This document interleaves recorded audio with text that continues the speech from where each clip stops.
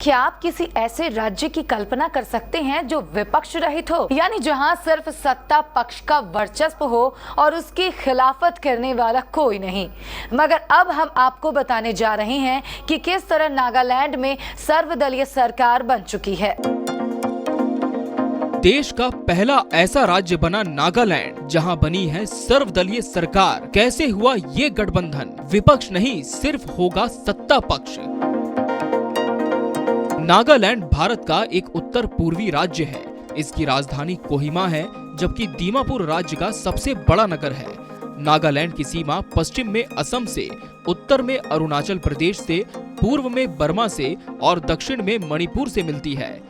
भारत की 2011 की जनगणना के अनुसार इसका क्षेत्रफल 16,579 वर्ग किलोमीटर है और जनसंख्या 19,80,602 है, जो इसे भारत के सबसे छोटे राज्यों में से एक बनाती है। भारत की आजादी के दौरान नागालैंड असम के अंतर्गत था, लेकिन नागा लोग अपना विकास चाहते थे। इसी कारण से वो किसी केंद्रीय सरकार से जुड़ना चाहते थे।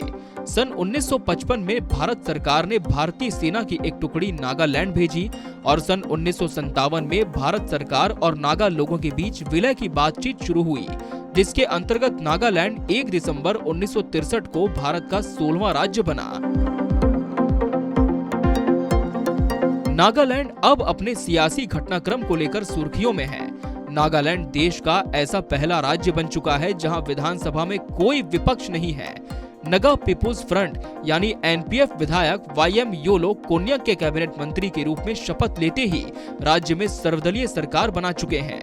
इस तरह राज्य में सत्तारूढ़ और विपक्षी दलों ने एकजुट होकर देश की पहली विपक्ष रहित सरकार बनाई, ताकि केंद्र नगा संगठनों और विभिन्न समूहों के बीच नगा राजनीतिक मुद्दों को आगे बढ़ाया जा सके। असम और नागालैंड के राज्यपाल प्रोफेसर जगदीश मुखी ने कोहिमा में राजभवन में एक सादे समारोह में कोन्याक को पद एवं गोपनीयता की शपथ दिलाई।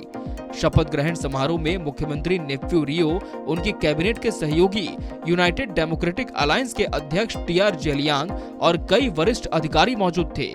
अक्टूबर 2020 में सत्तारूढ़ नेशनलिस्ट डेमोक्रेटिक प्रोग्रेसिव पार्टी यानी एनडीपीपी के तत्कालीन वन एवं पर्यावरण मंत्री सीएम चांग के निधन के बाद कैबिनेट में एक पद खाली था।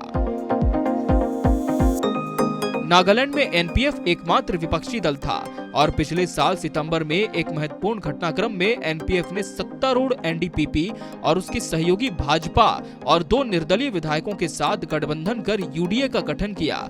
इस बीच एनपीएफ विधायक दल के नेता जेलियांग को रियो की जगह नवगठित यूडीए का नया अध्यक्ष बनाया गया।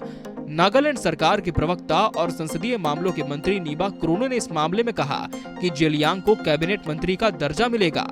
आपको बता दें कि 5 महीने पहले राज्य के सत्ताधारी दल और सभी विपक्षी दलों ने साथ आकर भारत की पहली विपक्ष रहित सर्वदलीय सरकार बनाने की घोषणा कर दी थी। इसका उद्देश्य नगा लोगों को केंद्र, नगा संगठनों और कई अन्य समूहों के बीच आगे ले जाना है। नागालैंड में 25 विधायकों के साथ मुख्य विपक्षी पार्टी नगा पीपुल्स फ्रंट ने पिछले साल जुलाई में नेफ्यू रियो की अगुवाई वाली पीपुल्स डेमोक्रेटिक अलायंस यानी पीडीए सरकार में शामिल हो गई थी, जिसका उद्देश्य एक समाधान एक समझौता है। पिछले 5 सालों के 5 सूत्रीय प्रस्ताव में शामिल राजनीतिक दलों ने कहा था कि वो जल्द से जल्द राजनीतिक समाधान खोजने के लिए सकारात्मक दृष्टिकोण के साथ नगा शांति वार्ता को बढ़ावा देने का लक्ष्य रखेंगे। ये दूसरी बार है जब पूर्वोत्तर राज्य में सर्वदलीय सरकार होगी। ऐसी पहली सरकार 2015 में देखी गई थी, जब विपक्षी कांग्रेस के 8 विधायकों का तत्कालीन सत्तारूढ़ नगा पीपुल्स फ्रंट में विलय हो गया था। दूसरा मौका तब आया जब पिछले साल सभी पार्टियां एक साथ आई थीं। हालांकि पिछली 2 बार के गठबंधन की सरकार में अन्य दलों के सदस्यों को मंत्री नहीं बनाया गया था। आपको बता दें कि नगा समूह एनएसएन 1997 से केंद्र के साथ बातचीत कर रहा है और उसने 3 अगस्त 2015 को फ्रेमवर्क समझौते पर हस्ताक्षर किए थे। नागालैंड की 60 सदस्यीय विधानसभा में एनडीपीपी के 21, एनपीएफ के 25, भाजपा के 12 विधायक हैं, जबकि 2 निर्दलीय विधायक हैं। एनडीपीपी और भाजपा का 2018 के विधानसभा चुनावों से पहले से ही गठबंधन है। तो अब नागालैंड में सिर्फ सत्ता पक्ष ही रहेगा, यानी सरकार ही अपनी बात कहेगी और सुनने वाले भी सरकार के ही लोग होंगे। हालांकि एक सच्चाई ये भी है कि सरकार के आगे एक मजबूत विपक्ष का होना भी जरूरी होता है, क्योंकि सरकार की खामियां गिनाते हुए सिर्फ विपक्ष ही अपनी आवाज जनता के लिए मुखर कर सकता है। Bureau report, KBC news.